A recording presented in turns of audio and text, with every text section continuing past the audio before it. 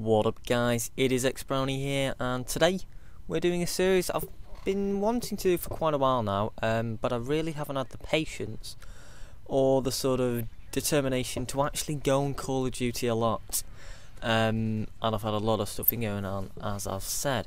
But I went on this last weekend and a few days after school, and I sort of got a bit into it with a few of my mates, and I've been playing with subscribers, and that's always good. And I might be swapping around, so if you are on my friends list at the moment, I'm probably going to clear you out and add some new lads who want to play with me, because I want to play with as much subscribers as you can, so sorry for that, but I'm just trying to reach everyone. But yeah, the setup that I'm using is probably the best gun in the game. That is the ACR, silenced, and I'm actually using attachments on it, so I've also got extended mags. And before I just get into it anymore, I have to say this MOAB is quite campy. It's not as good a standard as, say, Fearcrads or other people that go for MOABs all the time. I mean, a lot of the time I go on, I really just either use sniper or go for clips on for maps like that, and I don't really have the patience to do this unless I'm on my own and nobody's in a lobby. But yeah, so ACR extended mag silence, probably the best gun in the game. So the setup, the perks I'm running are Scavenger, Hardline and Marksman, which are probably the three best to start with in my opinion. Scavenger, because you got that ammo from the start, you're going to be going a long kill streak. Hardline, you get the specialist one early, and Marksman, which is just a beast third perk. It's basically like hacking. You look down, as you can see, I'm looking down my sight a lot, because as soon as you look down, you can see the red name, you just shoot and you get the kill, and that's made it much easier.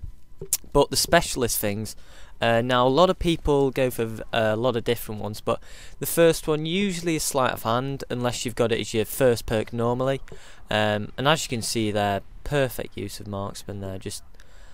I couldn't see him at all, but then you get the little red thing comes up and you can easily see them. But yeah, so my first specialist is sleight of hand. That's because I like to have Scavenger from the start, but you can easily swap them two up, and you might try something different. But second, for me, it's got to be blind eye.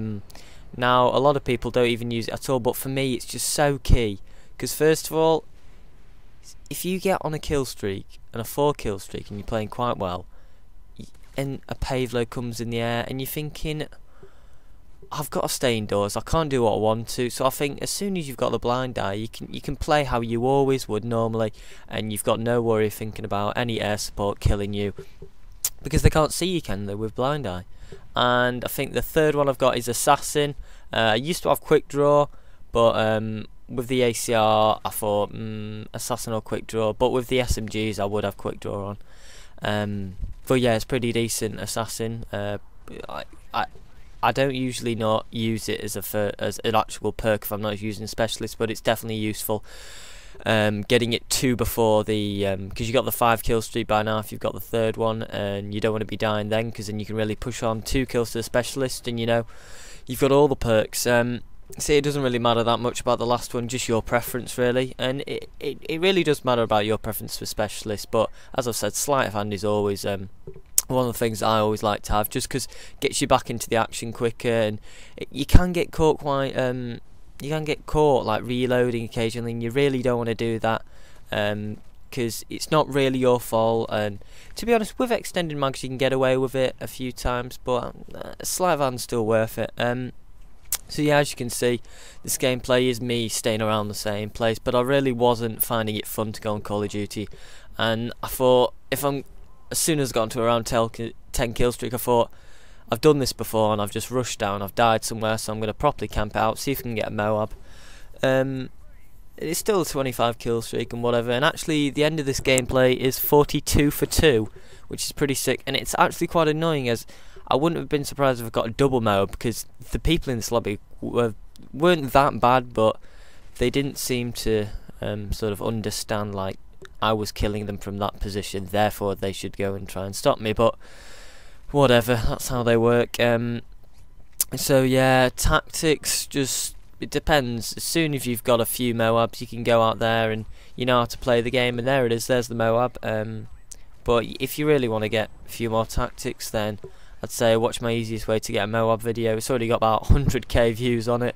It's my most popular video. And also this Wednesday I've got a FIFA video out, something that I hope a lot of people who like you subscribe to from the Road to Glory series.